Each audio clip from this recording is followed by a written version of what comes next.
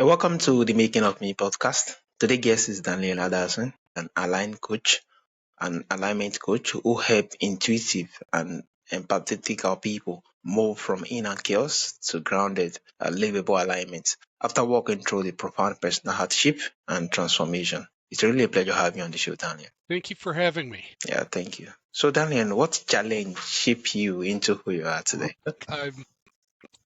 I'm the world heavyweight champion of challenges these days, it seems. I grew up pretty much raising myself because of the time I grew up, late 70s, early 80s, and it was kids fending for themselves, basically, and then just really started believing in all the crap everybody had told me, all the people around me that were telling me, you're not going to do much, you're not going to make it, you're not going to be worth anything. When you hear all that stuff that many times, you really start to believe it. So I lived life that way, like, oh, well, if nothing's ever going to happen, if I'm never going to do anything, so I might as well not even try.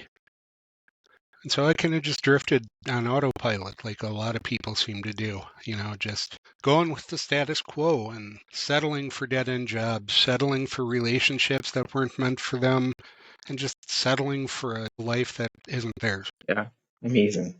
Yeah, go ahead. Yeah, so what was the turning point that made you realize that life had to change? It was after one of many times I had lost a job. And lost a job, so I wasn't able to have visitation with my son.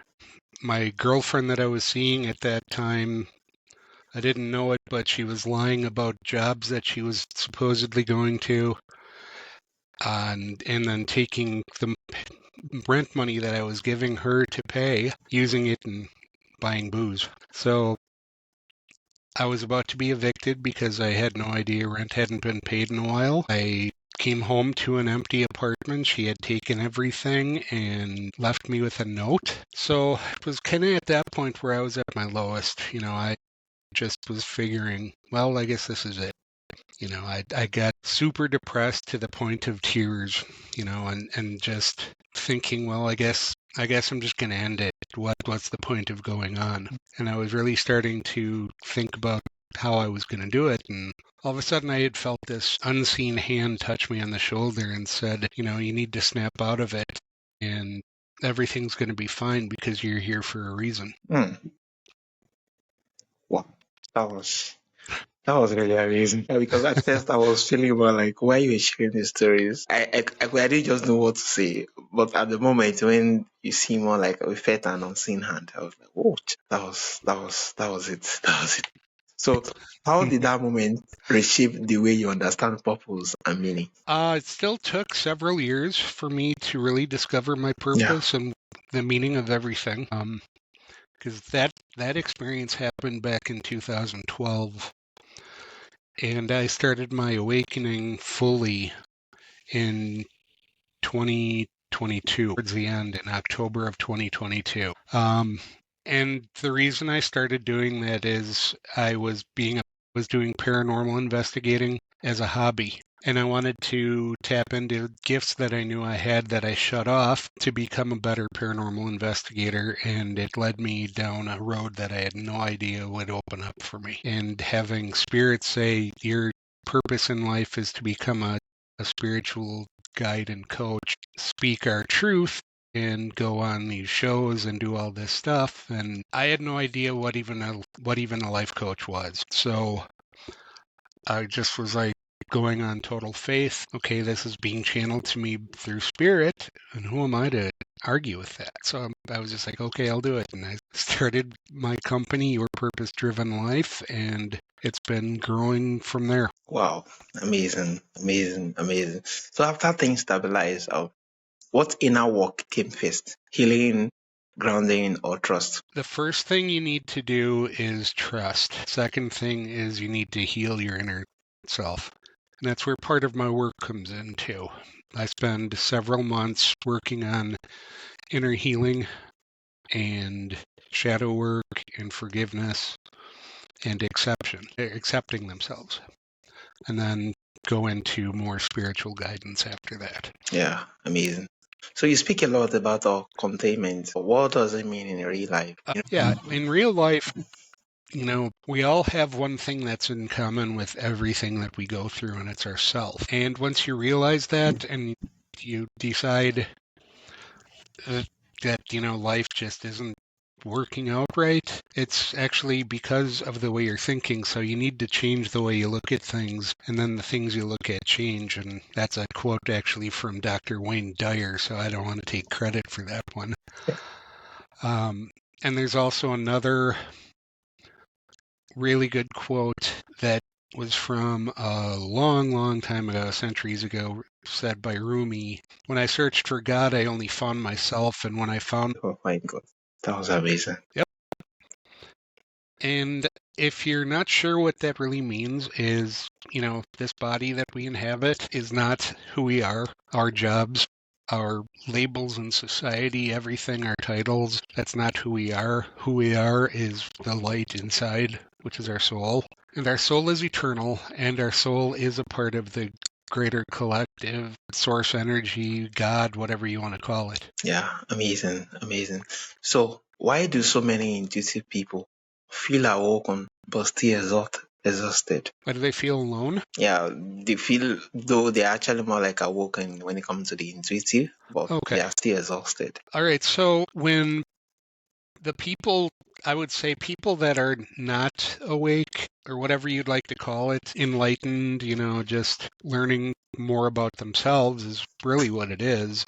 They still think that or believe that they're separate from God and that God is this all powerful old man in the sky with a beard looking down at us and judging everything we do. And so, they feel that separation because they think they're separate from what created us. So as we turn inward and learn about ourselves, that's really what awakening means. It's awakening to ourselves and listening to the truthful, loving voice in our head instead of the screaming, negative inner a-hole.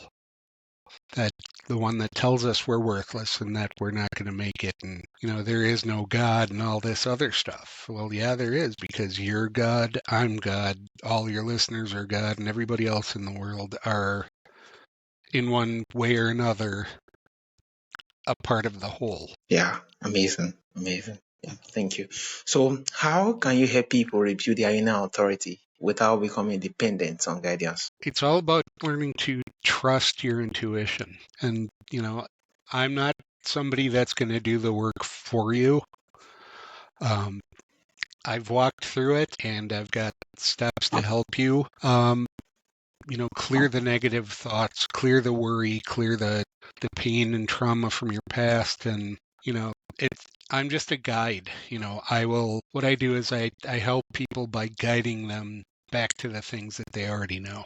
So what does living in alignment actually look like in relationship, in work, and in our daily life? You just feel peace. You feel peace. You feel calm. You feel more connected to everything. And I mean, nature, trees, the clouds. You feel connected to everything. It's not like hippie nonsense tree hugging stuff, but you just look at everything differently. And even rainy days to you seem brighter because really, honestly, nothing that we look at in this world has any meaning whatsoever except the meaning we give to it. And, our talk, when we talk, that has power and that has meaning and it's magical. And that's why they call it spelling.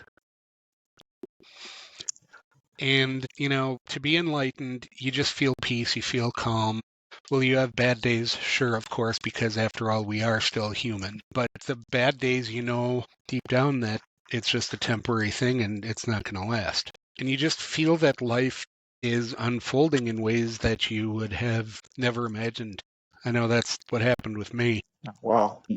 Towards your work, towards life, towards the natures and everything. Yeah, I think this really speaks volume. So for someone who feel lost but function on the outside, what is one step they can take today? First step in everything is to, just if you're feeling overwhelmed, especially, put your hand over your heart, close your eyes, take a long, deep breath in, and let out an audible sigh.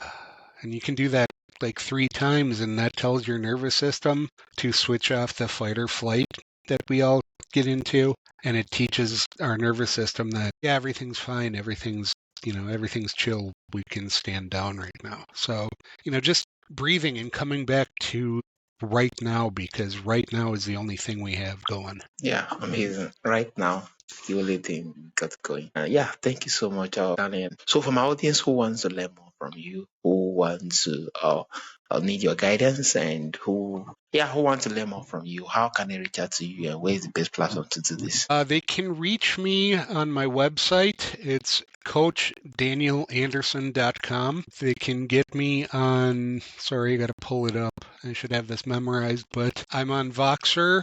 And if they want to leave me a message there, and you can find me there. I'm sorry about that. ANDER14779. They can follow me on YouTube at the Soul Searchers Society. And by email, it's daniel@coachdanielanderson.com. Yeah. Thank you so much, Daniel. Yeah, Daniel, thank you for sharing your journey and your ground wisdom. Listener can actually explore Daniel's free guide or the truth inside and learn more about the work by visiting our coach DanielArdison.com. It's really be a pleasure having you on the show, and thank you for the load of insight. Thank you. Thank you so very much for having me.